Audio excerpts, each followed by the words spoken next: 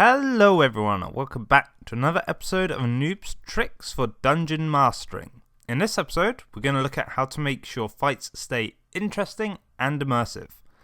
When starting out as a new DM, it can be easy to slip into a rinse and repeat method of you enter the next room and 6 goblins jump out at you, rah! Followed by, after you defeat the goblins in the next room, 10 goblins jump out at you and they lunge to attack you. And that can grow a bit stale for both the players and you as the DM. So we're going to look at how to spice things up a little. There's a few methods for this. The first one is to use terrain. If you're fighting in a place that you can make use of terrain in combat, most players usually will. So we'll start simple. Your party is in this goblin cave and they enter a room with the 6 goblins.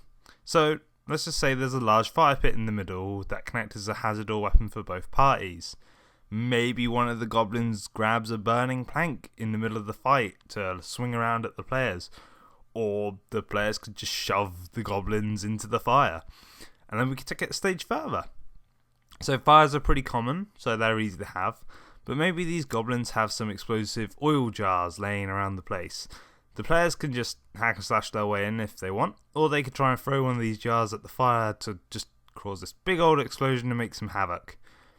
One thing I did inside of a cave, so it was still with the goblin cave, except mine was kobolds, was I had 2 raised platforms for mining in either side of the room with ladders to climb. So the kobolds would sling stones from the top of these, so the group either had to take them out by range or try climbing up. Or in the end of it being my group, they take the unseen option of simply knocking the whole thing down, which was, you give the players these options that they can work with.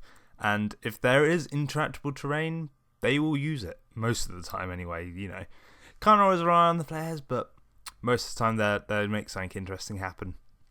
And the second method is to add in some different monsters. We've already actually touched on this.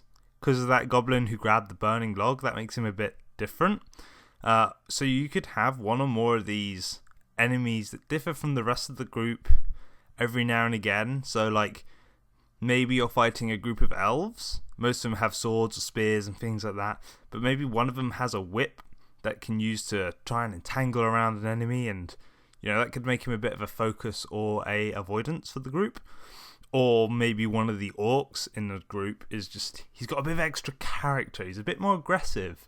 Nothing to his stats or anything like that. Just, he's more of a threat. He isn't stronger, but he's interesting. And that, just makes him different to the group and makes him stand out. Or maybe in a gang of bandits, they have a witch who's disguised as a normal bandit until she starts flinging spells about. And then everyone's like, oh my god, there's a witch. What do we do? Sort of thing. So that's always an option to make just one or several of the monsters you're fighting just a little bit different. The third option is similar to the first, using the terrain, but it's traps and dangerous terrain. This could be a number of things that could change how group fights work. So traps, they're pretty obvious. They're traps. Maybe there's a pitfall in the middle of the room, or there's a tripwire which could release some kind of gas or something that they want to try and avoid. And there's some dangerous terrain which can come after traps as well. So maybe there is a spinning blade trap in the middle of the room. So we basically have the fire in the middle of the room. We've had that. But now you've got a spinning blade trap, which is obviously much more deadly to both parties. So they could use that. A few examples what else you could have for dangerous terrain though is maybe the entire battle takes place in dangerous terrain. So maybe they're in a falling elevator shaft and have to jump out before it hits the bottom. Or fighting on a crumbling bridge over a racing river and they have to get to one end before it completely collapses, Not just hack slash, they have a goal to do with this fight as well, to get away from anything like that. Or you could just go even crazier with this terrain option and just go, you're in a swamp and there are tentacle vines coming out the water trying to grab you as you try to fight off the, I cannot remember the name of those frog people, but those evil frog people, as you're having the fight of vines as well as them. And there is another way that I quite like to make fights interesting, and it's to just throw huge numbers of enemies at the group. Not in a way to kill them.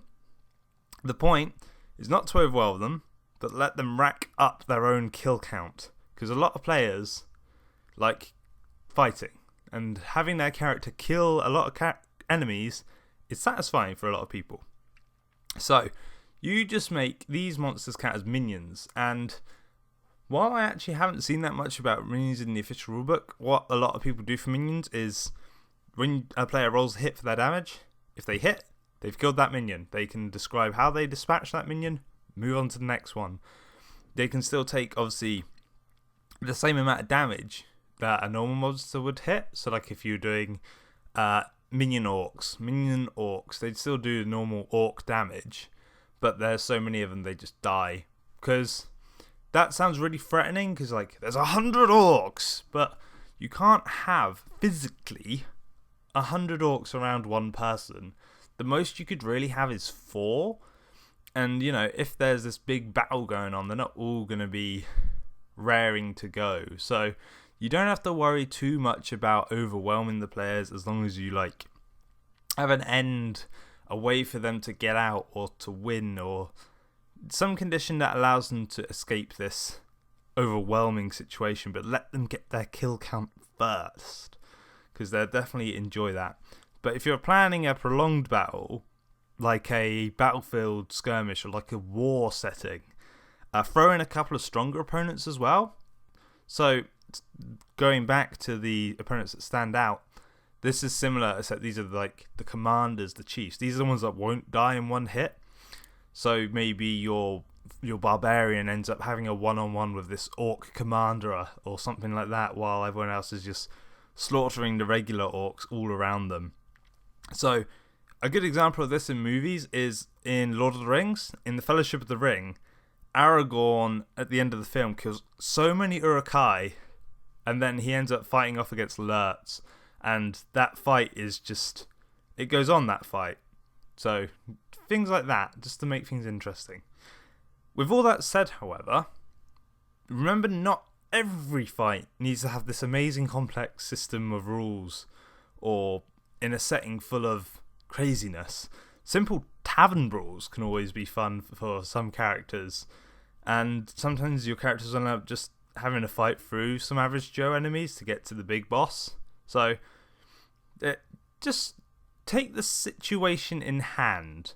Try not to go over the top, but at the same time make it so that the things are mixed up every now and again. And the boss fight is, or the end fight of each dungeon, is the one that matters most. So you should make that one the most interesting one if you can, because that is the one your players are meant to go away and remember. So put your traps in there, put the terrain in there. Hell, even do what I did, just throw a beholder at the group, see what they do about that. And you know you'll succeed if they mention the fights in the future. If they do that, then you know you've hit that soft spot and they've enjoyed themselves. So that's what's important. So I hope this has helped you think of some new ideas, come up with some new fights. Again, you can always take movies as inspiration, such as, like I mentioned, Lord of the Rings. Any big fights, fantasy fights, are quite good for seeing what makes a fight interesting. So I hope you enjoyed. If you had, feel free to leave a like, and let me know if there's any topics you'd like me to cover in the next episode. Until then, I'll see you next time. Bye!